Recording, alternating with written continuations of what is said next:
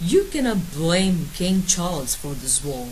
He has made mistakes in the past, but now he is just gathering his army at Nottingham so he can stand up for his rights. His rights? What about the rights of his people?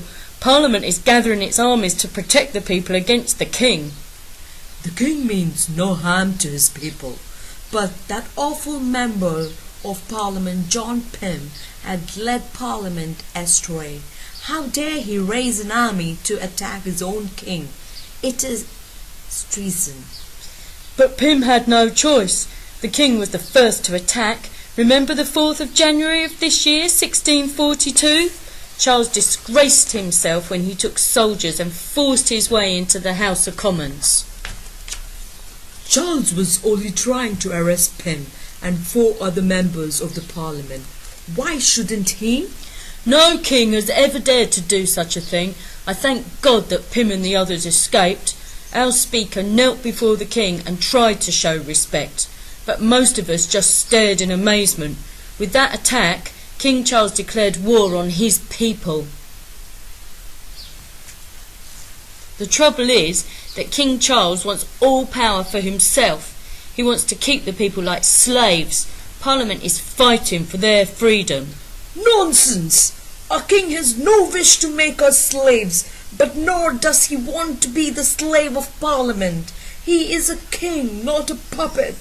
This is why he had to try to arrest those 5 MPs. They had gone too far. Whatever do you mean? They humiliated the king in October 1641 when they said he would not be allowed to lead an army. He needed that army to crush the Catholic rebels who are out of control in Ireland. Is that really what he wanted the army for? Some of us believe he was going to use it against Parliament. Would his own Catholic wife have let him make war on Catholics in Ireland? She would have turned the king and his army against us. This king rules as he pleases. How could he? Parliament was taking away all his power. The MPs had told the king he could not collect any tax without asking their permission. And in May 1641, they executed the chief minister, Stratford, without even finishing his trial. It seems to me that it is Parliament that wants to rule as it pleases. Parliament simply wants the king to rule with the advice and agreement of his people. That is why it had to stop him collecting taxes without asking Parliament's permission. When he finally called a Parliament in 1640, it was the first time it had been allowed to meet for 11 years. Before then, that tyrant, the Earl of Strafford, had been cheating and squeezing tax from the people. I weep no tears for his death. He led the king astray. Pym was voted fairly into Parliament by men of wealth and property. Strafford was just a favourite of the king. We thought Charles would rule more sensibly without him. It seems we were wrong. There you go again, blaming the king. Of course he ruled without Parliament. He had no choice. Whenever he called a Parliament, most of the MPs just tried to cut his power. He wouldn't have called a Parliament at all if there had not been a real emergency. If his ungrateful Scottish subjects had not attacked England in 1639, he would not have needed to pay for an army to get rid of them. Only Parliament could raise extra taxes, and it let him down. Shame on you for taking its side. I feel no shame. The king was ruining England and Scotland. Just think why those Scots rioted in their churches and attacked England in the first place. They were furious because the king and that fool Archbishop Laud forced them to use a prayer book. Just as we do here in England. Yes, but everyone knows the Scots would rather die than accept the prayer book. It reminded them of the old Roman Catholic ways. Maybe they were right. Look how the king and his archbishop changed our church services and buildings here in England. They are becoming more and more like those Catholic churches which the king's Catholic wife loves so much. Careful, my brother. You must not speak ill of our Queen. But she has been part of the problem since she married Charles in 1625. We have never trusted her since she came from France with all her Catholic ways. And Archbishop Laud is little better. Many MPs are Puritans and proud of it. They know how Laud punishes any Puritans who dare to criticise him. They saw their Puritan friends after Laud had their ears sliced from their heads in 1637. But they will not give in. Parliament will not stand by and let the King, the Queen and Archbishop Laud turn our country Catholic again. King Charles is a true Protestant, and so is Archbishop Laud. They love the Church of England. They just want church buildings to show the beauty of God.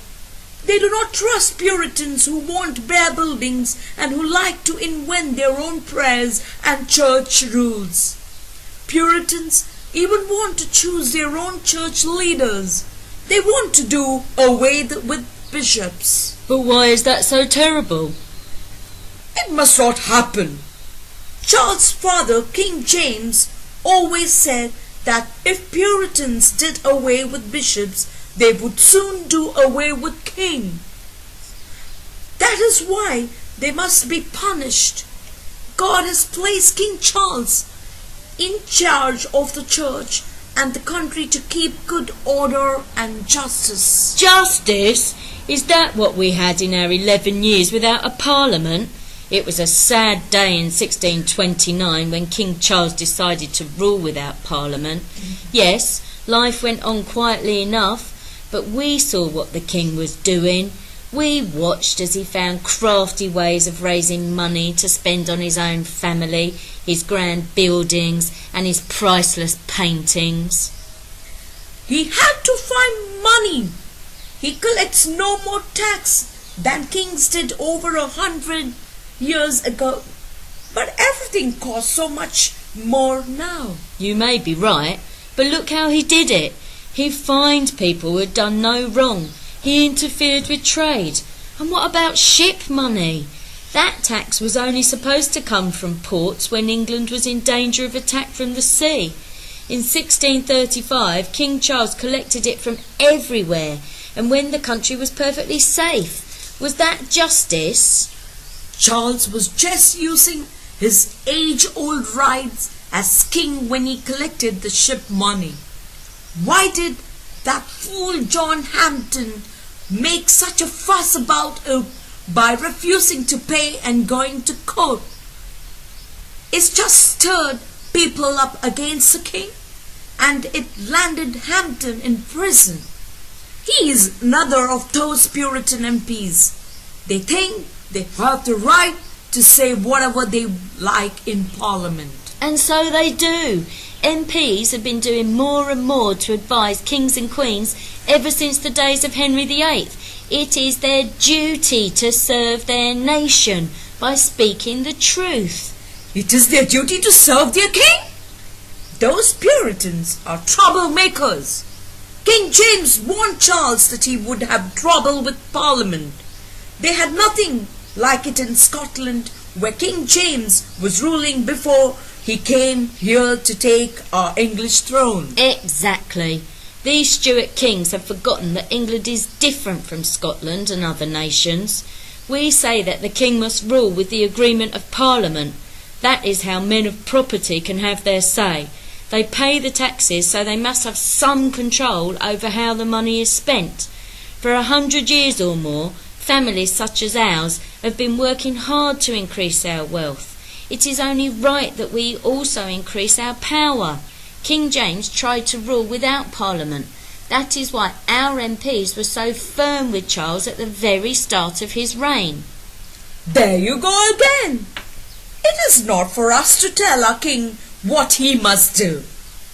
It is our duty to serve him. I know he has made mistakes, but if we fail in our duty to him, we fail in our duty to God. Charles is always reminding us how his father once told him that God has made you a little God. to sit on the throne and to rule over other men. I beg you, brother, do your duty to the little god. A little god? Never. Even our great Queen Elizabeth never claimed to be a goddess. She argued with Parliament, but she knew that Parliament could not be ignored. This king should learn from her wisdom. He is no little god, he is a great fool. And I fear, dear brother, that he has led you and me and all his people to the edge of a bloody civil war. It is a thing most horrible. May God forgive him. And may God forgive us, dear brother. May God forgive us.